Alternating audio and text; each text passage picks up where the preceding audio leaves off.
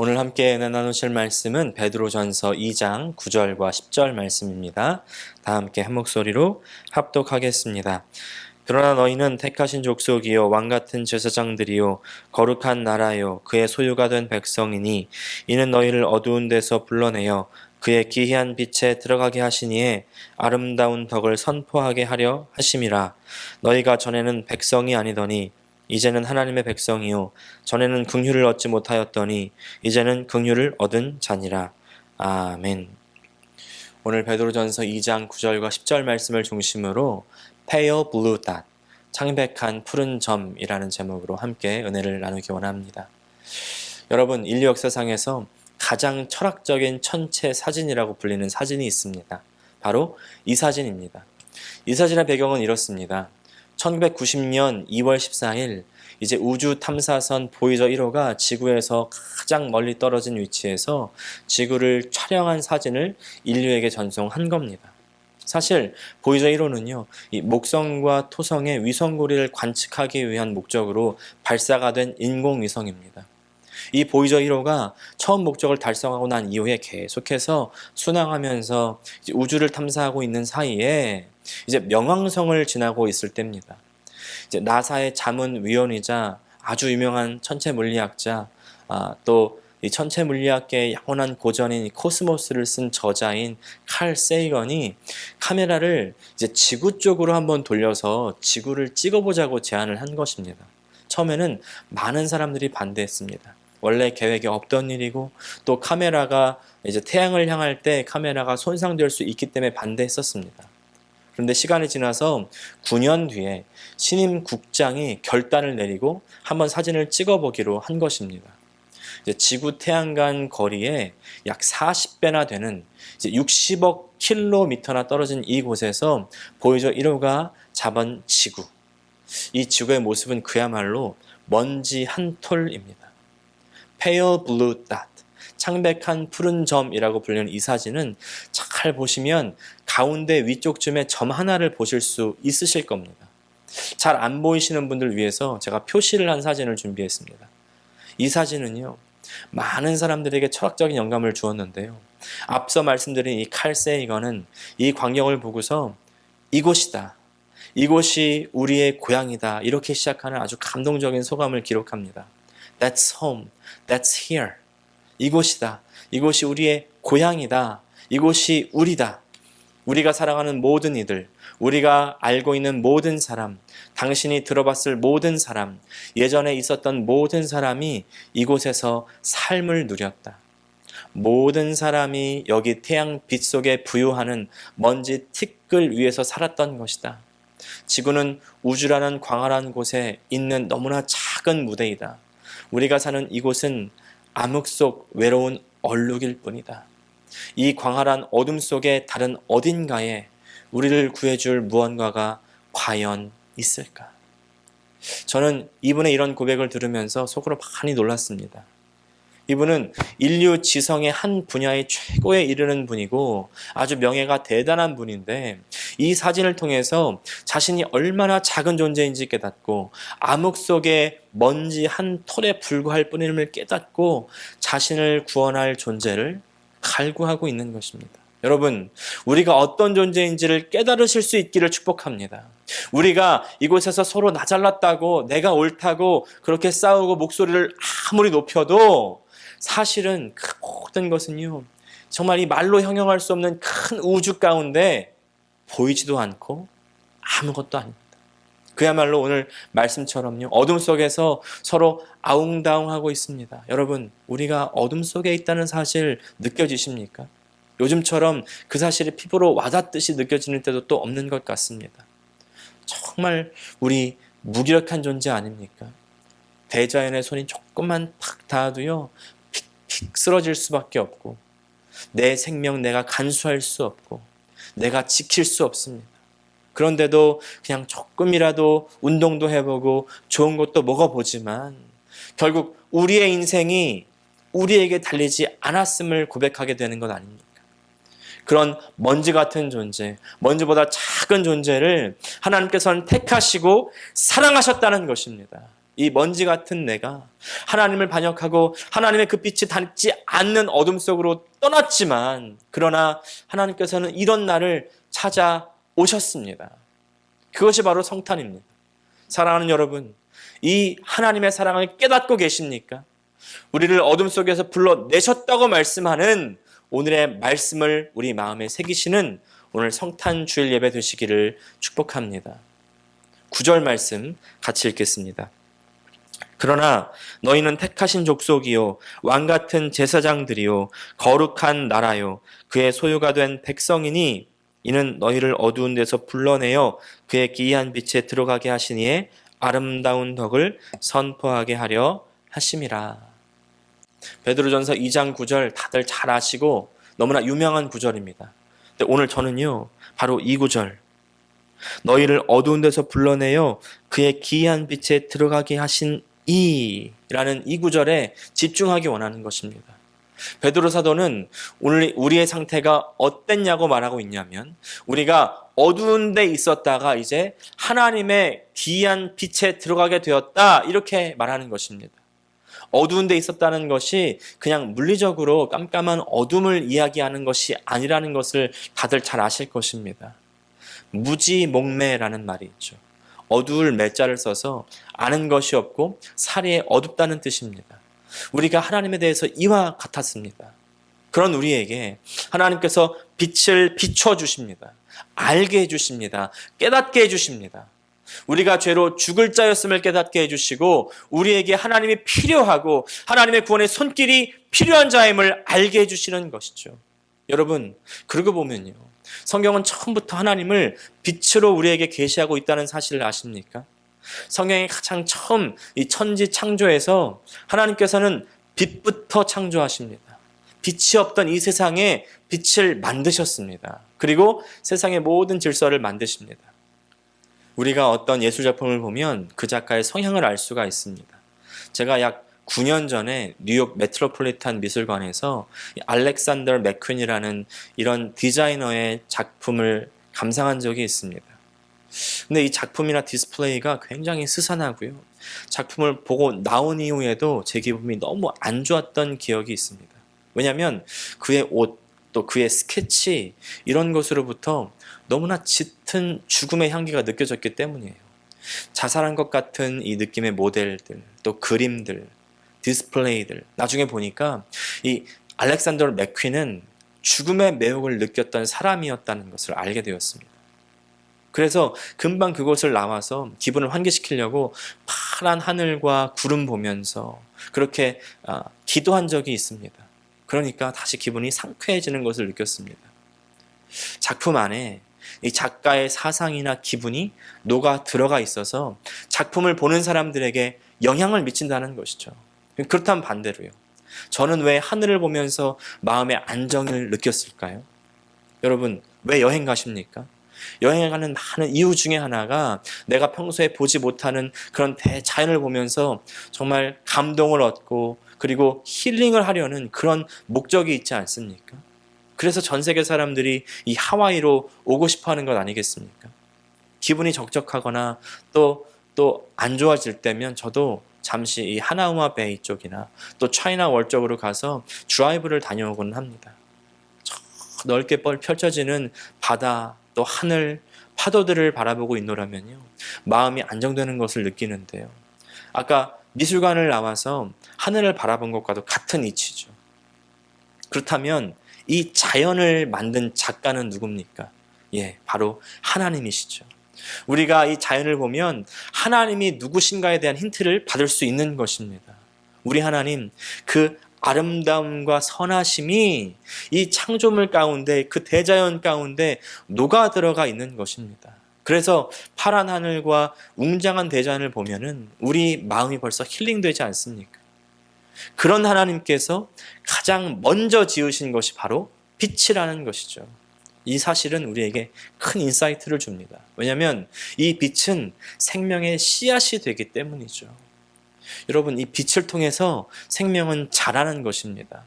이 빛과 생명의 연결고리가 금방 안 와닿는 분도 계실 수 있는데요. 식물을 생각해 보십시오. 식물이 아무리 기름진 땅에 뿌리를 내리고 물을 아무리 충분히 준다고 하더라도 빛이 없으면 이 식물은 죽습니다. 빛과 생명은 연결되어 있어요. 하나님의 빛은 이 세상을 비추고 또 우리를 비추어서 생명이 없는 곳에 생명을 자라게 하십니다. 특별히 우리가 영적으로 거듭나게 하시고 이 영적인 생명으로 계속 자라나게 하십니다. 우리는 하나님의 빛을 받아들여야 됩니다. 또한 이 빛은 치료입니다. 여러분, 광선치료, 광선요법이라는 말 들어보셨습니까? 이미 기원전 6세기부터 질병을 치료하는데 햇빛을 이용해 왔습니다. Full spectrum light, 완전 파장 광선, 그리고 또 색채 광선, colored light, 또 레이저 광선, 이런 것들이 이미 수술이나 치료법들에 사용되고 있고요. 만성 통증, 면역계 질환 이런 데까지 도움이 된다는 그런 보고와 논문이 이어지고 있습니다. 특별히 우울증 있는 사람들에게 강조하는 것 중에 하나가 바로 햇빛을 쐬라는 것입니다. 하루에 최소한 15분 내지는 3시간 동안 햇빛을 쏘이면 유의미한 차이를 느낄 수가 있다는 것이죠. 여러분, 하나님의 빛도 이렇게 우리를 치료하신다는 것입니다. 말라기 4장 2절 보니까 내 이름을 경외하는 너희에게는 공의로운 해가 떠올라서 치료하는 광선을 비추리니 너희가 나가서 외양간에서 나온 송아지같이 뛰리라. 할렐루야. 하나님의 빛은 우리의 병든 영혼을 치유합니다. 여러분, 이 빛은 또한 능력입니다. 오늘 선물을 받으실 테지만요, 김재희 목사님께서 여러분을 위해서 선물 하나를 준비해 주셨습니다.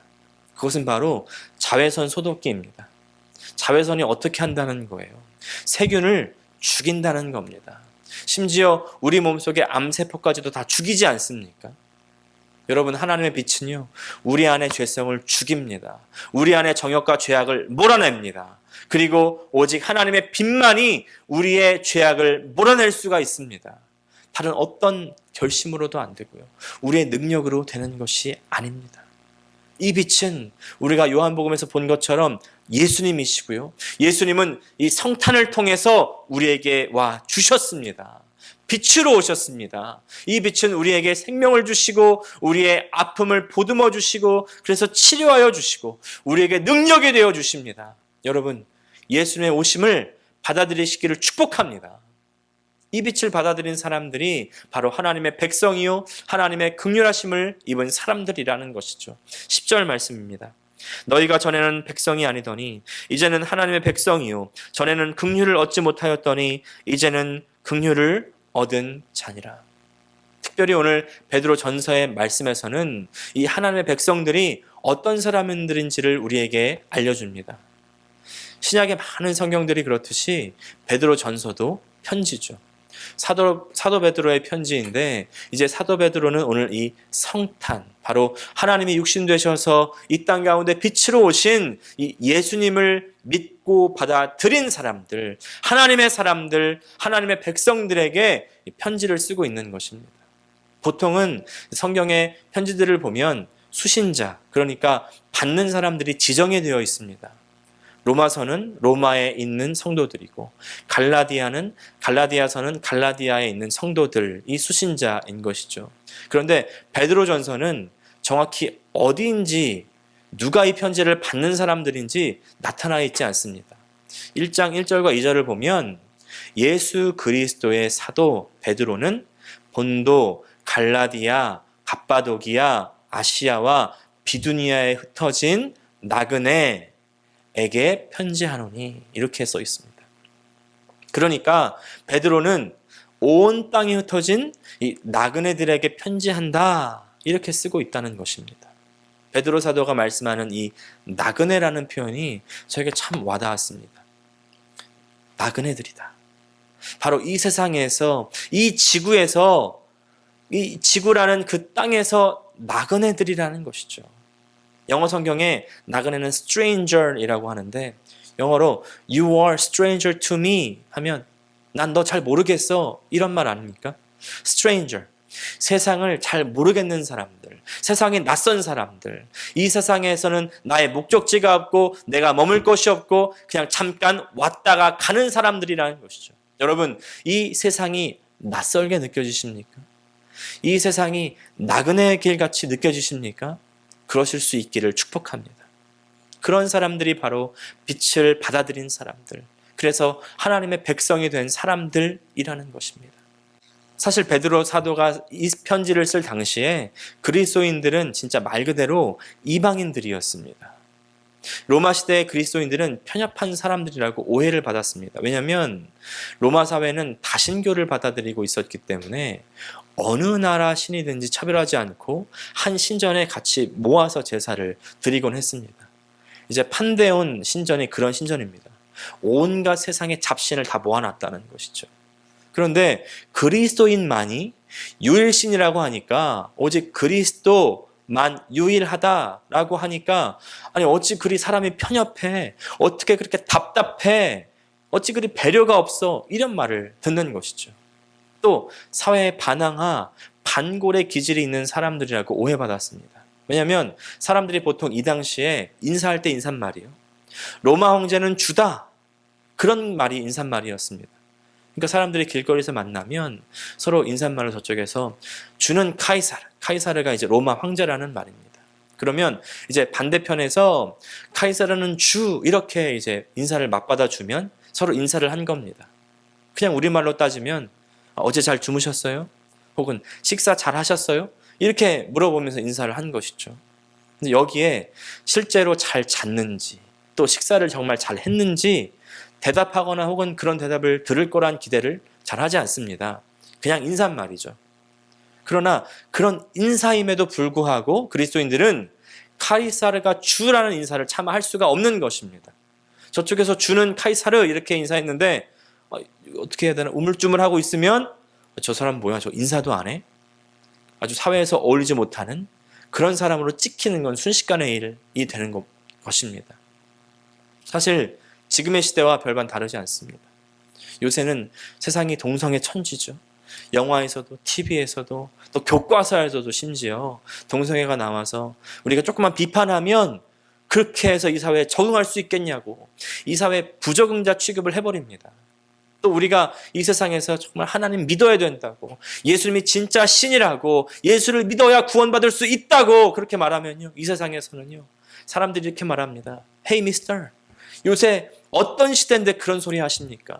아직도 구원이 있다고, 아직도 천국이 있다고 그렇게 믿습니까? 천국이 어디 있어요? 여러분, 천국은 있습니다. 여러분이 가장 생각하는 좋은 곳 한번 떠올려 보십시오. 가장 편안한 곳 생각해 보십시오. 아무리 내가 생각하고 생각해도 그 생각보다 더 좋은 곳이 바로 천국입니다. 훨씬 더 편안한 곳이 바로 천국입니다. 그 천국이 확실하게 있기 때문에 베드로 시대 때 믿는 이들, 그리스도인들은요, 로마로부터 극심한 핍박과 또 환난이 있었지만 그 천국을 바라보고 견뎠다는 것입니다. 실제로 베드로전서 1장을 보면 시험, 연단, 고난 이런 단어가 연이어 사용됩니다.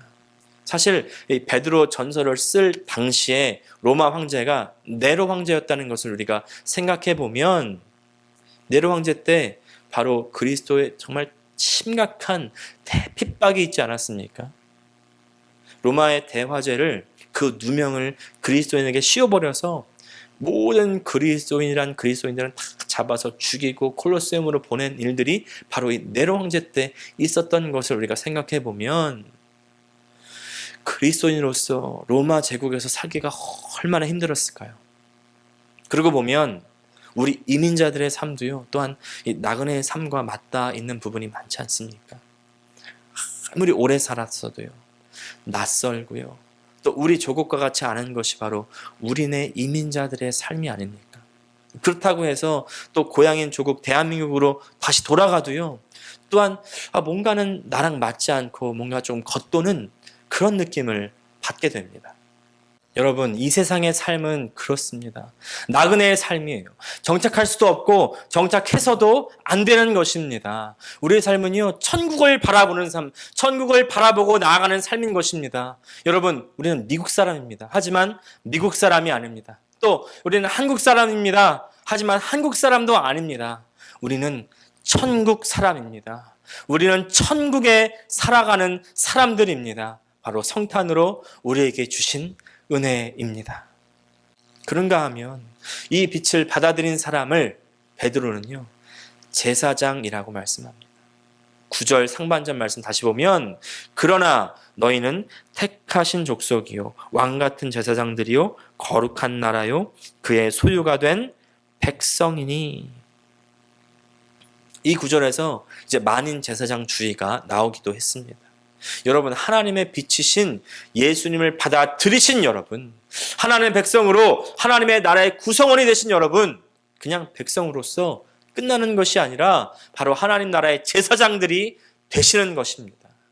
제사장은 직접 하나님을 대면하여 볼 수 있었던 사람, 직접 하나님과 교제를 나눌 수 있었던 사람이죠. 그러나 거기서 끝나는 것이 아니라 제사장에게는 아주 중요한 직무가 있는데, 그것은 바로 사람과 하나님 사이를 중재해 주는 것입니다. 어둠 속에서 헤매고 있는 사람들을 이제 빛이신 하나님께로 인도하는 그 역할을 해야 되는 사람이죠. 그래서 하나님의 계획의 중심에 제사장들이 있는 것입니다. 사실 하나님의 계획은요, 이스라엘 나라를 택해서 이스라엘을 통해서 온 나라들을 하나님께 돌아오게 하는 것이었습니다. 출애굽기 19장 5절과 6절이 구약의 핵심이라고 하는데 동의하는 많은 성경학자들이 있는데요. 같이 한번 읽어보겠습니다. 세계가 다 내게 속하였나니 너희가 내 말을 잘 듣고 내 언약을 지키면 너희는 모든 민족 중에서 내 소유가 되겠고 너희가 내게 대하여 제사장 나라가 되며 거룩한 백성이 되리라. 그런데 이스라엘은 제사장 나라가 되는 것에 실패했습니다. 그냥 하나님의 그 법을 가르쳐서는 그렇게 전파하는 것으로서는 한계가 있었다는 것이죠. 원래부터 흑암 속에 어둠 속에 있었던 이 사람들로서는 불가능한 것이었습니다. 그래서 하나님께서는 아예 새로운 방법을 제시하시죠. 그것은 바로 이 빛이신 예수님을 우리에게 보내셔서 흑암 속에 있는 우리들을 끌어내시고 우리를 빛의 자녀로 만들어 주시는 것입니다. 에베소서 5장 8절 말씀, 너희가 전에는 어두움이더니 이제는 주 안에서 빛이라, 빛의 자녀들처럼 행해라. 할렐루야.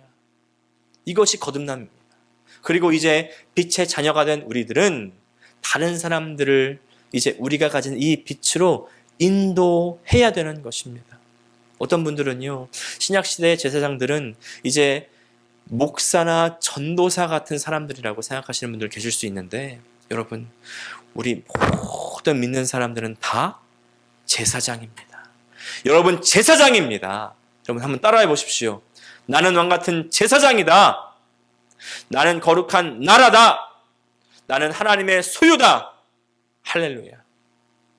오늘 말씀을 마무리합니다. 여러분, 우리가 살고 있는 이곳 어떻습니까? Pale blue dot, 창백한 푸른 점에 불과하다는 것을 기억하십시오. 저 광활한 정말 칠흑과 같은 그 우주의 먼지 한 끝만도 못한 그런 존재라는 것이죠. 그러나 또 기억하십시오.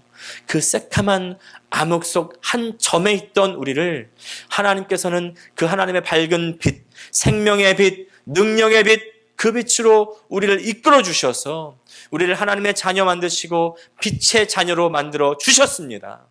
빛의 자녀인 우리들, 이 땅, 이 암흑 속에서는요, 정착할 거처가 없어요. 우리 모두 빛의 나라, 하나님의 나라로 들어가야 됩니다. 여러분, 빛으로 오신 예수님, 이 예수님의 성탄을 받아 들이십시오. 내 안을 예수님의 이 빛으로 채우십시오. 그 빛은 하나님 말씀입니다. 하나님의 임재입니다. 이 빛은 우리 속에 생명을 주셔서 거듭나게 하시고 우리 속에 능력을 주셔서 죄와 싸워 이기게 하시고 이 치료의 광선이 되셔서 우리를 고쳐 주십니다. 코로나 때문에 어떤 환경과 아픔 때문에 무너졌고 좌절되었을지라도 여러분, 그 빛으로 회복되십시오. 그리고 이 빛의 제사장이 되십시오. 이 빛을 나만 간직하고 있지 말고 나누십시오. 그것이 바로 이 크리스마스의 정신 아니겠습니까?